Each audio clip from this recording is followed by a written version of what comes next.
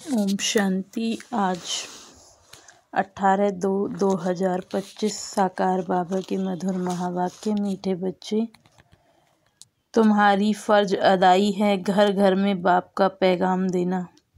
कोई भी हालत में युक्ति रचकर बाप का परिचय हर एक को अवश्य दो। तुम्हारी फर्ज अदाई है घर घर में बाप का पैगाम देना। कोई भी हालत में युक्ति रचकर बाप का परिचय हर एक को अवश्य दो। प्रश्न है, तुम बच्चों को किस एक बात का शौक रहना चाहिए? बाबा कहते, तुम बच्चों को किस एक बात का शौक रहना चाहिए? तो बाबा कहते, जो नई नई पॉइंट्स निकलती हैं उन अपने पास नोट करने का शौक रहना चाहिए, क्योंकि इतनी सब पॉइंट याद रहना मुश्किल है। नोट्स लेकर फिर कोई को भी समझाना है, ऐसे नहीं कि लिख कर फिर कॉपी पड़ी रहे। जो बच्चे अच्छी रीति समझते हैं उन्हें नोट्स लेने का बहुत शौक रहता है। गीत है लाख जमाने वाले। ओम शांति। मीठे मीठे रूहानी बच्चों ने गीत सुना। रूहानी बच्चे यह अक्सर एक ही बाप कह सकते हैं। रूहानी बाप बिगड़ कभी कोई किसको रूहानी बच्चे कह नहीं सकते। बच्चे जानते हैं सब रूहों का एक ही बाप है, हम सब भाई भाई हैं। गाते भी हैं ब्रदरहुड। फिर माया की प्रवेशता ऐसी है जो परमात्मा को सर्वव्यापी कह देते हैं तो फादरहुड हो जाता है। रावण राज्य पुरानी दुनिया में ही होता है, नई दुनिया में राम राज्य अथवा ईश्वर राज्य कहा जाता है। ये समझने की बातें हैं। दो राज्य जरूर हैं, ईश्वर राज्य और आसुरी राज्य। नई दुनिया और पुरानी दुनिया। नई दुनिया जरूर बाप ही रचते होंगे। इस दुनिया में मनुष्य नई दुनिया और पुरानी दुनिया को भी नहीं समझते, गोया कुछ नहीं समझते। तुम भी कुछ नहीं जानते थे, बेसमझ थे। नई सुख की दुनिया कौन स्थापन करते? फिर पुरानी दुनिया में दुख क्यों होता? स्वर्ग से नरक कैसे बनता? ये किसी को पता नहीं है। इन बातों को तो मनुष्य ही जानेंगे ना। देवताओं के चित्र भी हैं तो जरूर आदि सनातन देवी देवता धर्म था। बाबा कहते देवी देवताओं का राज्य था, इस समय नहीं है। यह है प्रजा का प्रजा पर राज्य। बाप भारत में ही आते हैं। मनुष्यों को ये पता नहीं है कि शिव बाबा भारत में ही आकर क्या करते हैं। अपने धर्म को ही भूल गए हैं। तुमको अब परिचय देना है त्रिमूर्ति और शिव बाप का। ब्रह्मा देवता, विष्णु देवता, शंकर देवता कहा जाता है, फिर कहते हैं शिव परमात्माए नमः। तो तुम बच्चों को त्रिमूर्ति शिव का ही परिचय देना है। ऐसी सर्विस करनी है कोई भी हालत में बाप का परिचय सबको मिले तो बाप से वर्षा ले लेवें। तुम जानते हो हम अभी वर्षा ले रहे हैं, तो भी बहुतों को वर्षा लेना है। बाबा कहते और भी बहुतों को वर्षा लेना है। हमारे ऊपर फर्ज अदाई है घर घर में बाप का पैगाम देने की। वास्तव में मैसेंजर एक बाप ही है। बाप अपना परिचय तुमको देते, तुमको फिर औरों को बाप का परिचय देना है, बाप की नॉलेज देनी है। मुख्य है त्रिमूर्ति शिव, इनका ही कोट ऑफ आर्म्स भी बनाया है। गवर्नमेंट इनका यथार्थ अर्थ नहीं समझती है। उसमें चक्र भी दे दिया है चरखे मिसल, और फिर उसमें लिख दिया है सत्यमेव जयते। इनका अर्थ तो निकलता नहीं है। यह तो संस्कृत अक्षर है। अब बाप तो है ही ट्रुथ। वह जो समझाते हैं उससे तुम्हारी विजय होती है सारे विश्व पर। बाप कहते हैं मैं सच कहता हूँ, तुम इस पढ़ाई से सच सच नारायण बन सकते हो। वो लोग क्या क्या अर्थ निकालते हैं वह भी उनसे पूछना चाहिए। बाबा तो अनेक प्रकार से समझाते हैं। जहाँ जहाँ मेला लगता वहाँ नदियों पर भी जाकर समझाओ। पतित पावन गंगा तो हो नहीं सकती, नदियाँ सागर से निकली हैं, वह है पानी का सागर। उनसे पानी की नदियाँ निकलती हैं, ज्ञान सागर से ज्ञान की नदियाँ निकलेंगी। तुम माताओं में अब ज्ञान है, गौमुख पर जाते हैं, उनके मुख से पानी निकलता है, समझते ही गंगा का जल है। इतने पढ़े लिखे मनुष्य समझते नहीं कि यहाँ गंगा जल कहाँ से निकलेगा। शास्त्रों में है कि बाण मारा और गंगा निकल आई। अब यह तो है ज्ञान की बातें, ऐसे नहीं कि अर्जुन ने बाण मारा और गंगा निकल आई। कितना दूर दूर तीर्थों पर जाते हैं, कहते हैं शंकर की जटाओं से गंगा निकली, जिसमें स्नान करने से मनुष्य परी बन जाते हैं, मनुष्य से देवता बन जाते हैं। यह भी परी मिसाल है ना कि ज्ञान गंगा में नहाने से हम क्या बन जाते हैं? परी परेजादे बन जाते हैं।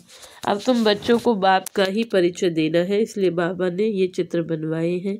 त्रिमूर्ति शिव के चित्र में सारी नॉलेज है, सिर्फ उन्हों के त्रिमूर्ति के चित्र में नॉलेज देने वाले शिव का चित्र नहीं है, नॉलेज लेने वाले का चित्र है। अभी तुम त्रिमूर्ति शिव के चित्र पर समझाते हो। ऊपर है नॉलेज देने वाला, ब्रह्मा को उनसे नॉलेज मिलती है जो फिर फैलाते हैं। इसको कहा जाता है ईश्वर के धर्म की स्थापना की मशीनरी। यह देवी देवता धर्म बहुत सुख देने वाला है। तुम बच्चों को अपने सत्य धर्म की पहचान मिली है। तुम जानते हो हमको भगवान पढ़ाते हैं, तुम कितना खुश होते हो। बाप कहते हैं तुम बच्चों की खुशी का पारावार नहीं होना चाहिए, क्योंकि तुम्हें पढ़ाने वाला स्वयं भगवान है। भगवान तो निराकार शिव है, ना कि श्री कृष्ण। बाप बैठ समझाते हैं सर्व का सदगति दाता एक है। सदगति सत्युग को कहा जाता है, दुर्गति कलयुग को कहा जाता है।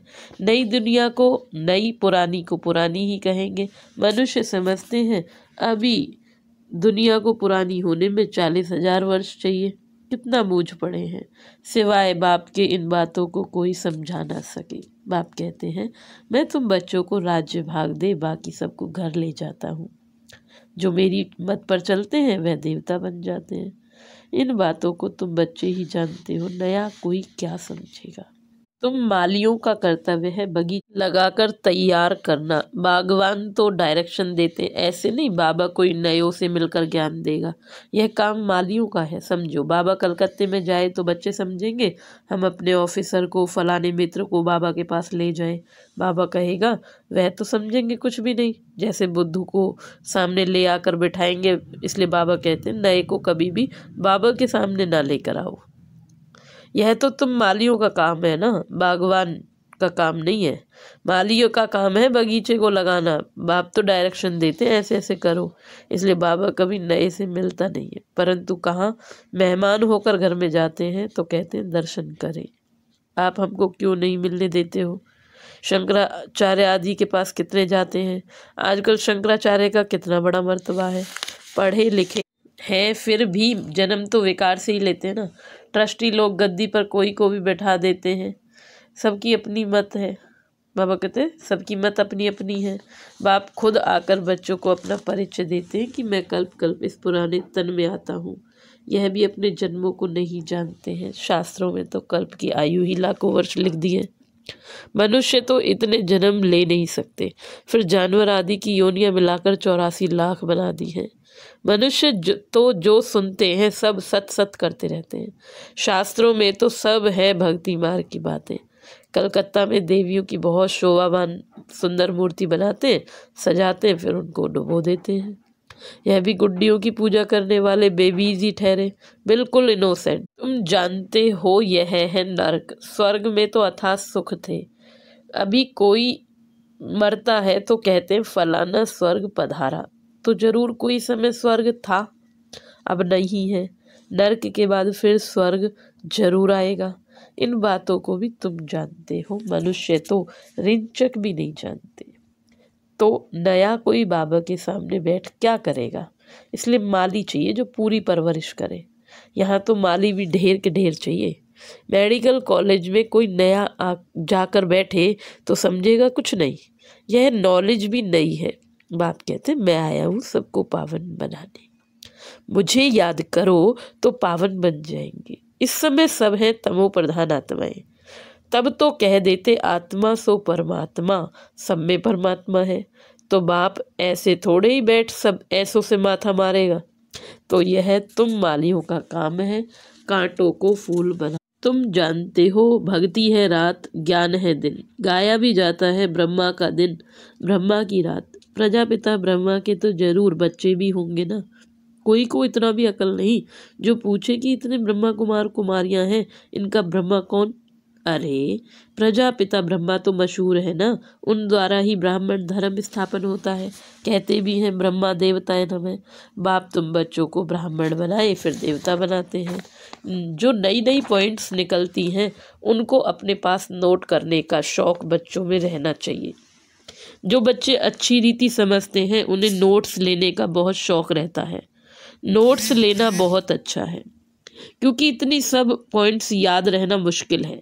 नोट्स लेकर फिर कोई को समझाना है, ऐसे नहीं कि लिख कर फिर कोई कॉपी पड़ी रहे।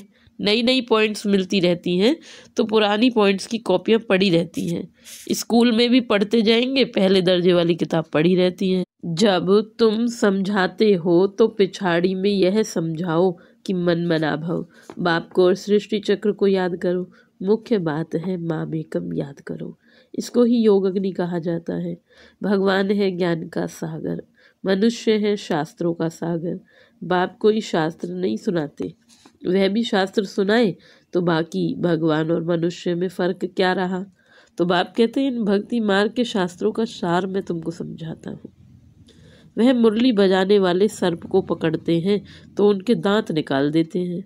बाप भी विष पिलाना तुमसे छुड़ा देते हैं, इसी विष से मनुष्य पतित बने हैं। अब बाप कहते हैं इनको छोड़ो, फिर भी छोड़ते नहीं हैं। बाप गोरा बनाते फिर भी गिरकर काला मुंह कर लेते हैं। बाप आए हैं तुम बच्चों को ज्ञान चिता पर बैठाने।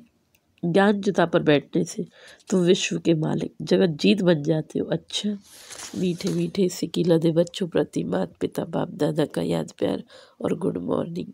रूहानी बाप की रूहानी बच्चों को नमस्ते। हम रूहानी बच्चों की रूहानी बाप को नमस्ते नमस्ते नमस्ते। मीठे बाबा, प्यारे बाबा, मेरे बाबा, शुक्रिया बाबा, शुक्रिया। धारणा के लिए मुख्य सार। पहली पॉइंट, सदा खुशी रहे कि हम सत धर्म की स्थापना के निमित्त हैं।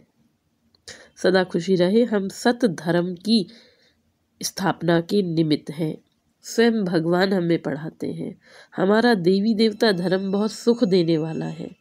सेकंड पॉइंट, माली बन कांटों को फूल बनाने की सेवा करनी है। पूरी परवरिश कर फिर बाप के सामने लाना है, मेहनत करनी है। वरदान है आज का, पुरानी देह और दुनिया को भूलने वाले बाप दादा के दिल तख्त नशीन भव। पुरानी देह और दुनिया को भूलने वाले बाप दादा के दिल तख्त नशीन भव। संगम युगी श्रेष्ठ आत्माओं का स्थान है ही बाप दादा का दिल तख्त। ऐसा तख्त सारे कल्प में मिल नहीं सकता। ऐसा तख्त सारे कल्प में मिल नहीं सकता। विश्व के राज्य का व स्टेट के राज्य का तख्त तो मिलता रहेगा, लेकिन यह तख्त नहीं मिलेगा। यह इतना विशाल तख्त है जो चलो फिरो खाओ सो, लेकिन सदा तख्त नशीन रह सकते हो। तो बच्चे, बाबा कहते हैं जो बच्चे सदा बाप दादा के दिल तख्त नशीन रहते हैं वे इस पुरानी देह व देह की दुनिया से विस्मृत रहते हैं, इसे देखते हुए भी नहीं देखते हैं। स्लोगन है, हद के नाम मान शान के पीछे दौड़ लगाना अर्थात परछाई के पीछे पड़ना। हद के नाम मान शान के पीछे दौड़ लगाना अर्थात परछाई के पीछे पड़ना। अव्यक्त इशारे हैं। जैसे कोई भी नई इन्वेंशन अंडरग्राउंड जाने से कर सकते हैं, वैसे आप भी जितना अंडरग्राउंड अर्थात अंतर्मुखी रहेंगे उतना नई नई इन्वेंशन व योजनाएं निकाल सकेंगे।